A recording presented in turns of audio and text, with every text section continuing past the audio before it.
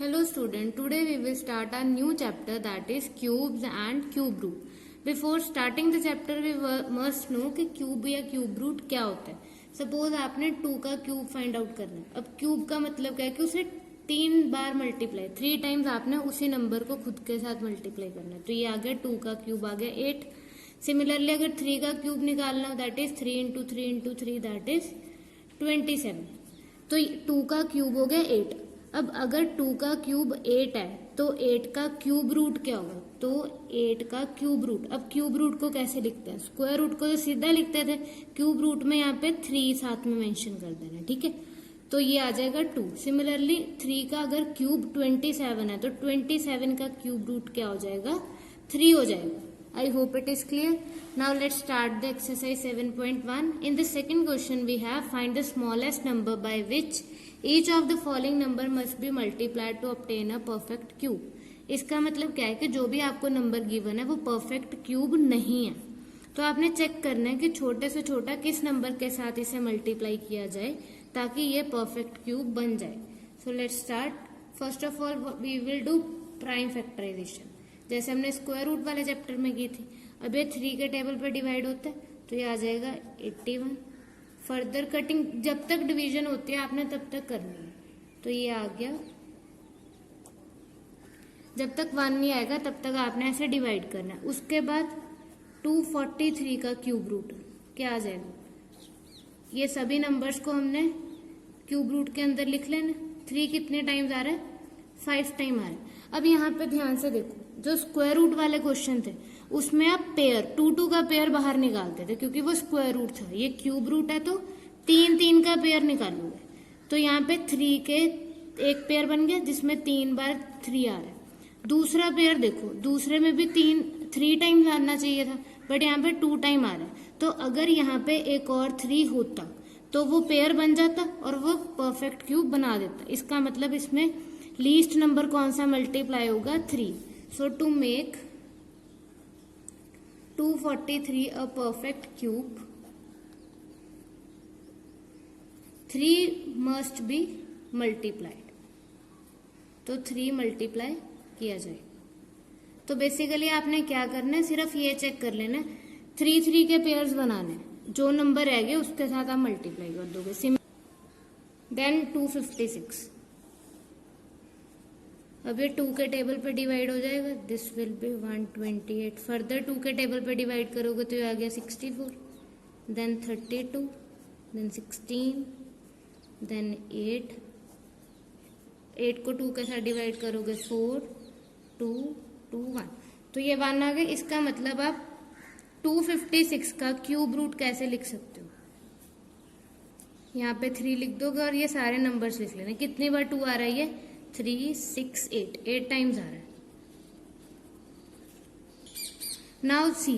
अब यहाँ पे एक पेयर बन गया 2 का, ये एक पेयर बन गया ये. ध्यान रखना इस पेयर में आपने 3 की कलेक्शन लेनी है. अब यहाँ पे 2 टाइम्स आ रहा है. अगर एक बार और 2 आता तो ये पेयर बनता. इसका मतलब इस नंबर में आपको किसके साथ मल्टीप्लाई करना पड़ेगा 2 के साथ मल्टीप्लाई करना पड़ेगा. सो to make 256 a perfect cube 2 must be multiplied. तो कौन सा नंबर मल्टीप्लाई करेंगे हम 2 को मल्टीप्लाई करेंगे. I hope it is clear. Similarly you can do the rest of the questions like we have 72. Same way solve किया. अब यहाँ पे 2 का पेयर बन गया. 2 3 टाइम्स आ रहा है. 3 यहाँ पे 2 टाइम आ रहा है जबकि हमें कितनी बार चाहिए 3 बार चाहिए. तो एक 3 मिसिंग है तो 3 के साथ मल्टीप्लाई करेंगे तो सॉल्व हो जाएगा. Then we have 675. अब यहाँ पे इस 3 का पेयर तो बन रहा है बट यहाँ पे 5 2 टाइम्स आ रहा है. तो इसे किसके साथ मल्टीप्लाई करेंगे 5 के साथ मल्टीप्लाई करेंगे to make it perfect cube. Then the 100. अब यहाँ पे चेक करो, यहाँ पे 5 भी 2 टाइम्स आ रहा है 2 भी 2 टाइम आ रहा है. इसका मतलब यहाँ पे अगर एक 2 और होता एक 5 और होता तब ये 3 टाइम्स आता. इसका मतलब 2 5 10. इसका मतलब इसमें मुझे 10 के साथ मल्टीप्लाई करना पड़ेगा तो ये परफेक्ट क्यूब बनेगा. 10 कैसे आया क्योंकि एक 2 भी ऐड करना है, सॉरी मल्टीप्लाई करना है, एक 5 भी मल्टीप्लाई करना है और 2 5 क्या होता है 10 होता है. इसलिए इसे 10 के साथ मल्टीप्लाई करेंगे. So answer will be 10. I hope it is clear to you all. Then we have third question. Now find the smallest number by which each of the following number must be divided to obtain a perfect cube. Same way में करना है. पिछले question में multiply पूछा था, इसमें divide पूछा. So let's start. Now we have 81. Prime factorization करेंगे, 3 के टेबल पे ये डिवाइड हो जाएगा. ठीक है. So in this way you can solve. अब 81 का क्यूब रूट क्या आएगा? 4 टाइम 3 मल्टीप्लाई हो रहा है. अब यहाँ पे एक 3 का पेयर तो बन गया, एक ये 3 एक्स्ट्रा आ रहा है. अगर मैं इस 3 को भी डिवाइड कर दूं, डिवाइड अगर मैं 3 के साथ करूंगी, अगर मैं इसे 3 के साथ सपोज डिवाइड करती हूँ, ये तो कैंसिल हो जाएगा, तो ये कंप्लीटली पेयर में आ जाएगा. इसका मतलब इसमें एक्स्ट्रा क्या आ रहा है? आपके पास 3 आ रहा है. So to make 81 a perfect cube, आप किस नंबर के साथ मल्टीप्लाई करोगे? 3 के साथ मल्टीप्लाई करोगे. एक ये 3 extra, so 3 must be divided. Sorry, it is divided. So your answer will be 3. Then we have 128. आपको प्राइम फैक्टराइजेशन आनी चाहिए. सिंपली डिवाइड करना है. तो ये आ गया 8, then 4, then 2 and then 2, 1. So 128 का क्यूब रूट क्या आ जाएगा आपके पास? 2 कितने टाइम्स आ रहा है? ये आ रहा है आपका 7 टाइम्स.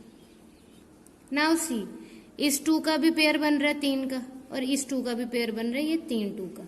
एक 2 एक्स्ट्रा आ रहा है, अगर इसके साथ डिवाइड कर देंगे तो ये परफेक्ट क्यूब बन जाएगा. So to make 128 a perfect cube, 2 must be divided. अब 2 एक्स्ट्रा आ रहा है तो 2 के साथ डिवाइड करेंगे. प्रीवियस क्वेश्चन में क्या था? एक कम आ रहा था तो मल्टीप्लाई कर रहे थे, इसमें एक ही ज्यादा आ रहा है तो वो डिवाइड कर रहे.